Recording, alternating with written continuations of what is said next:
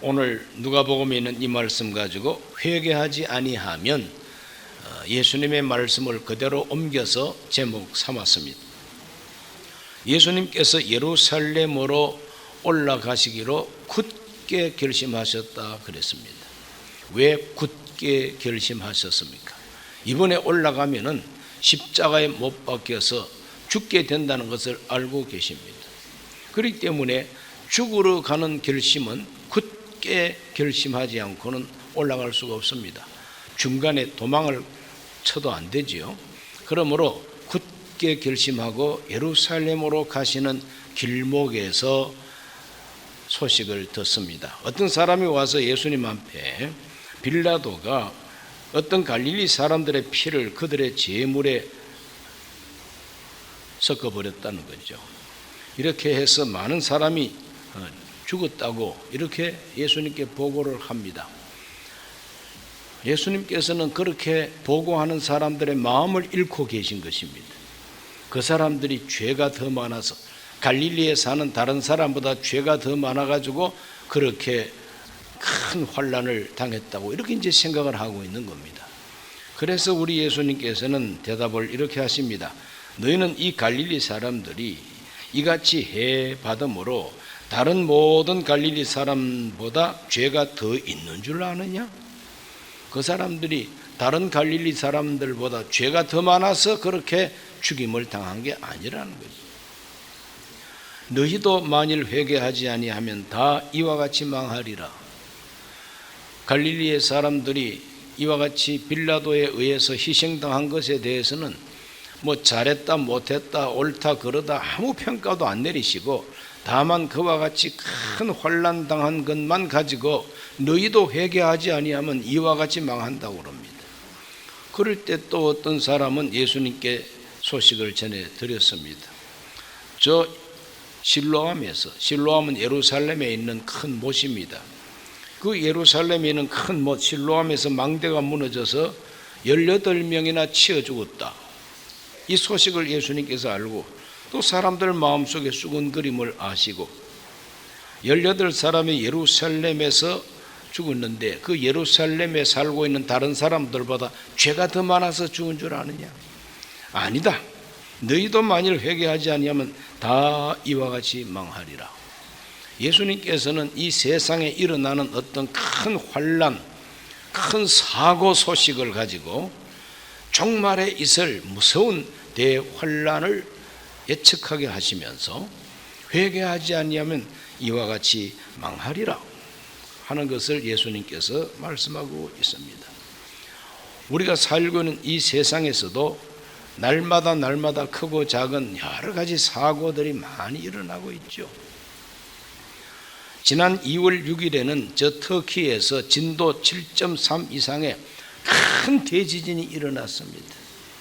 이 지진으로 인해서 사망자가 요 며칠 전까지 통계가 5만 1,000명 이상, 실종자는 파악하지 못할 정도고 건물은 20만 채 이상이 무너졌다. 이재민은 200만 이상이 발생했다. 이와 같이 지금 통계가 지금 나와 있습니다. 그런데 이 무서운 대천재지변 속에 무너지지 않는 도시가 있습니다. 무너지지 않은 도시가 이름이 에르진입니다. 무너지지 않은 도시 에르진의 기적. 다 무너지는데 왜 그 도시는 안 무너지느냐? 그 작은 도시 에르진은 4만 2천 명 정도의 주민이 살고 있는 작은 도시인데 건물 한 채도 안 무너지고 사람 한 사람도 죽은 사람이 없습니다. 지금 그 도시가 위치하고 있는 그 지역이 그 지진 피해가 극심한 지역이에요. 그런데 다 무너지고 그렇게 많은 사람이 죽는데 그 도시는 건물 하나도 안 무너지고 사람 한 사람도 안 죽었다고 하는 거, 이게 기적이 아니고 무엇입니까? 그 기적이 일어난 것은 우연이 아니고 그 에르진 시장이 아주 훌륭한 사람이요. 그 시장 이름이 와케슈 엘마솔루라고 하는 이름을 가지고 있습니다. 와케슈 엘마솔루라고 하는 이 에러진 그 시장의 위대한 결단 때문에 안 무너졌다는 것이죠. 그 사람에게 인터뷰를 했더니 우리는 불법 건축물을 허용하지 않았습니다. 2019년에 시장이 된 사람이요. 2019년에 이제 시장이 됐는데 그래서 불법 건축물을 허락하지 않았습니다. 그랬더니 자기 친척부터 자기를 보고 비난하고 욕하기를 이 나라에 당신만 정직한 사람이냐? 이 나라에 당신만 깨끗한 사람이냐? 이러면서 비난을 하고 조롱을 하고 욕을 퍼부었다고 합니다. 그러나 아무리 그렇게 욕을 하더라도 결심을 딱 굳히고 물러서지 아니하고 결단하고 법대로 원칙대로 건축 허가하고 이렇게 4년을 버텼는데 큰 사고가 이번에 일어나니까 그동안의 위대한 결단의 열매를 보게 된 겁니다. 한 사람도 죽지 않고 건물 하나도 무너지지 않았다. 이것은 일종의 하나님이 보여주시는 이 시대적 표적이라고 봅니다. 이 시대를 향해서 보여주시는 큰 표적이라고 봅니다. 세 가지 메시지가 있어요. 첫째는 뭐냐? 죄의 결과는 사망이라는 겁니다. 죄의 결과는 사망이다. 벌써 터키에서는 2015년인가 그때 대지진이 일어났더랬습니다. 그래서 그때는 북서쪽입니다. 터키 북서쪽이요. 거기서 15,000명 이상이 죽었다는 거죠. 15,000명 이상이 죽었다고 하면 얼마나 큰 대지진입니까? 그때 법을 만들었습니다. 앞으로 건물은 반드시 지진 설계를 해서 법대로 건물을 지어야 된다. 그래서 지진 설계 건축법을 갖다가 새롭게 하고 심지어는 지진 세금까지 거두었습니다. 지진세라고 세금 거두었어요.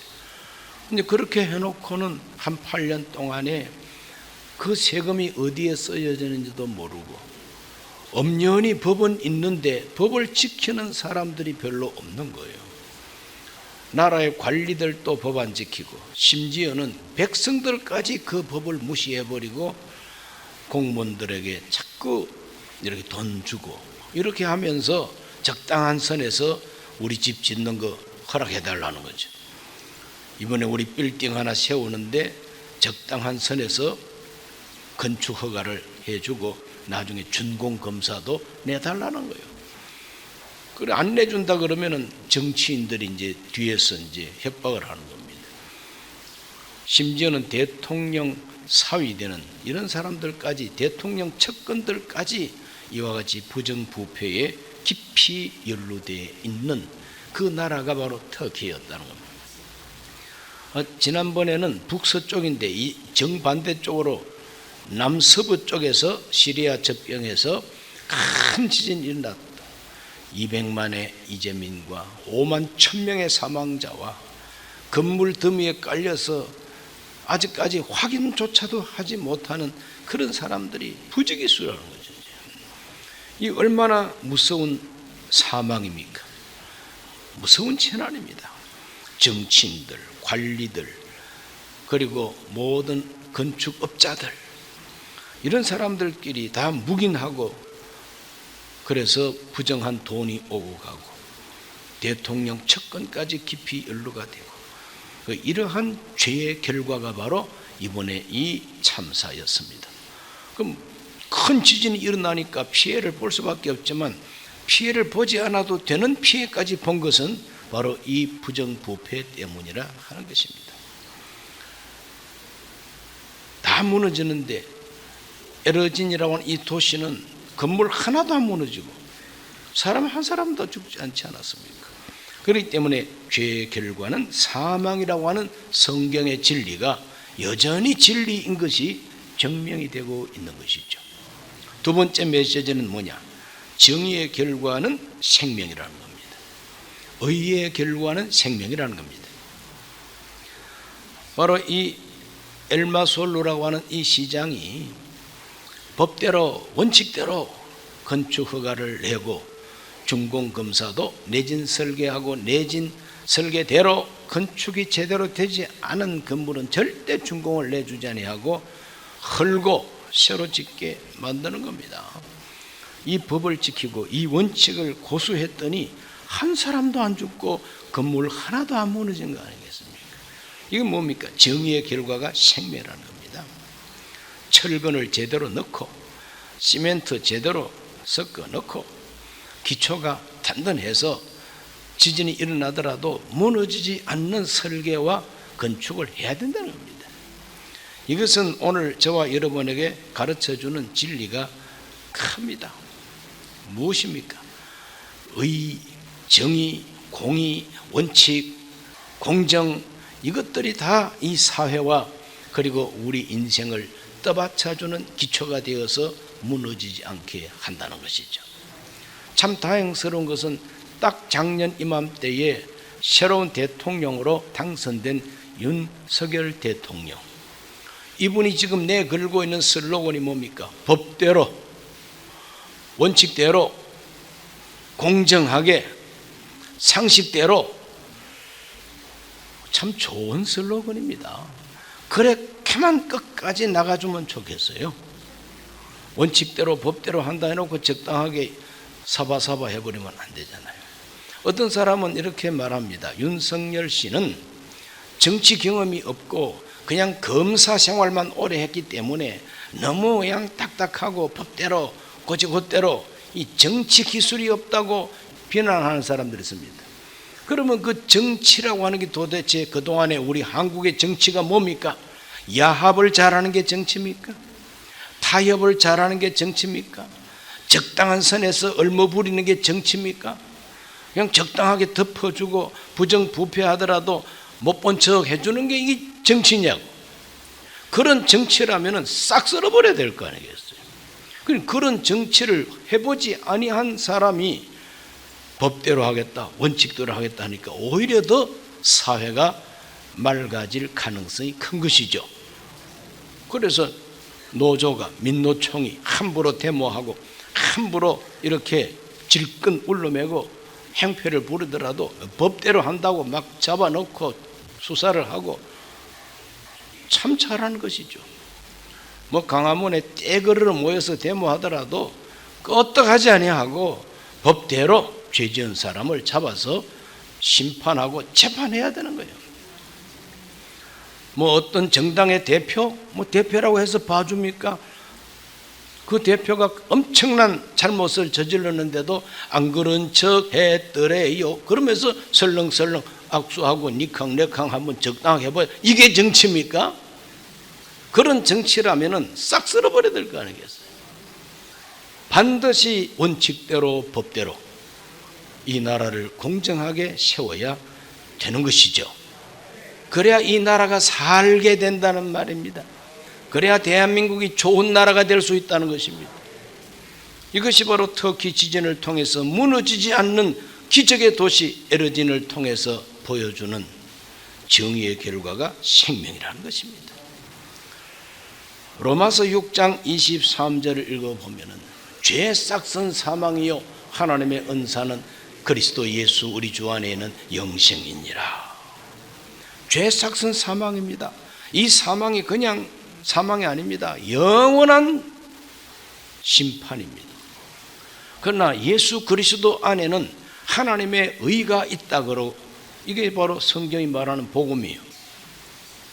우리가 부정하고 부패하고 우리가 죄 지은 게 너무 많아요. 우리 스스로가 그 죄를 어찌할 수 없습니다. 그래서 하나님이 독생자 예수를 세상에 보내요. 우리의 죄의 책임을 주님이 십자가에서 다 감당하시고 하나님 앞에 정의를 세운 겁니다. 하나님의 법을 세운 겁니다.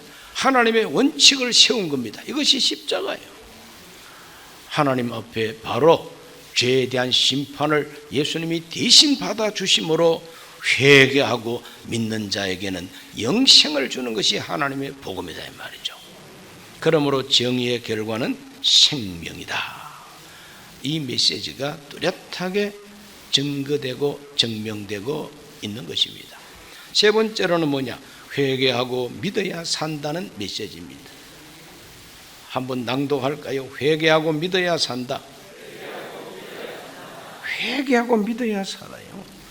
회개하지 않고는 생명을 얻을 길은 없고 살아날 길이 없습니다. 그래서 예수님이 세상 오셔서 제일 먼저 하신 전도의 말씀이 뭐냐? 마가복음 1장 15절에 이르시되 때가 찼고 하나님의 나라가 가까이 왔으니 회개하고 복음을 믿어라. 하나님의 나라가 가까이 왔다는 것은 긍정적으로 좋은 세월이 왔다고만 하는 게 아닙니다. 하나님의 나라가 가까이 왔다는 것은 양면성이 있어요. 회개하고 믿는 자에게는 천국이요, 회개하지 않고 믿지 않는 사람에게는 하나님의 심판입니다. 그러므로 하나님의 나라는 딱 두 가지 얼굴을 갖고 있어요.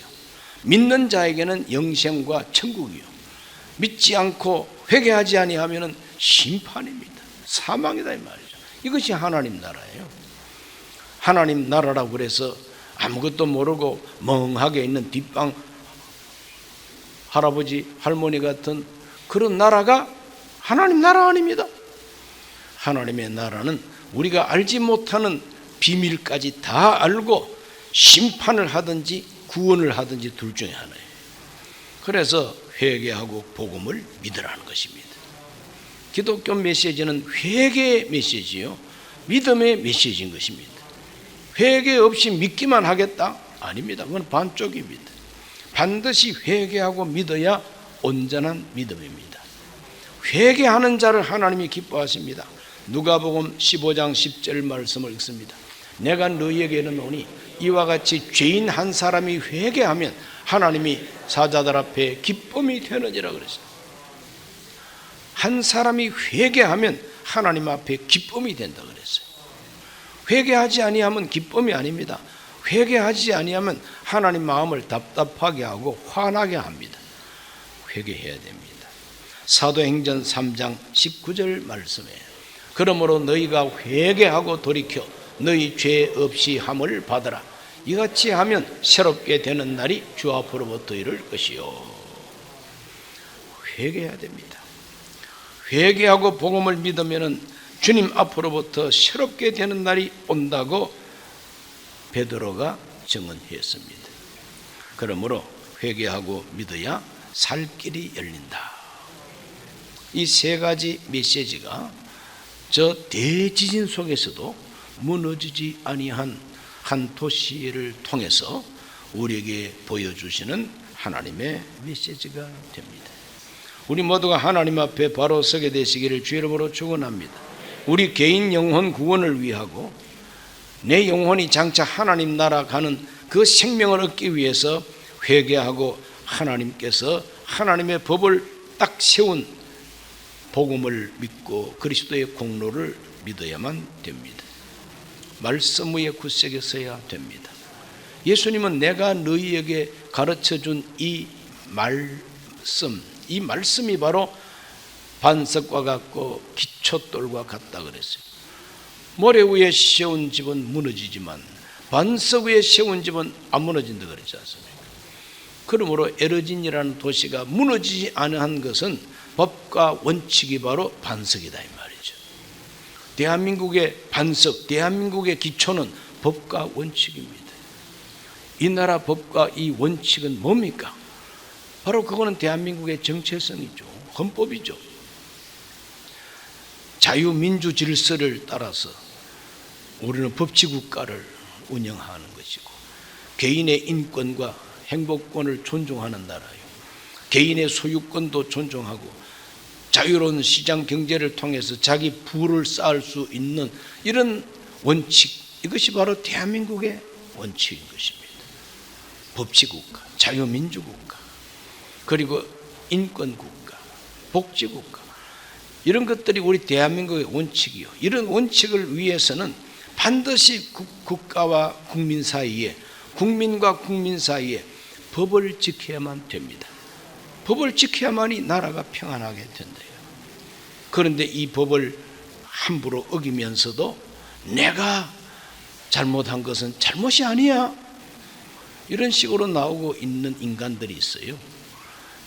그러므로 하나님 앞에서 이 나라가 정말 무너지지 않는 나라, 모래 위에 세운 나라가 아니라 반석 위에 세운 나라가 되기 위해서는 저와 여러분 모두가 우리 개인의 영혼을 위해서라도 반석 위에 서야 되겠고, 공동체적인 이 대한민국 전체가 반석 위에 서기 위하여 법과 원칙, 그리고 올바른 상식과 공정을 이루을 때에 하나님은 이 나라를 살려주시고 복되게 해줄 줄로 믿습니다. 기도합니다.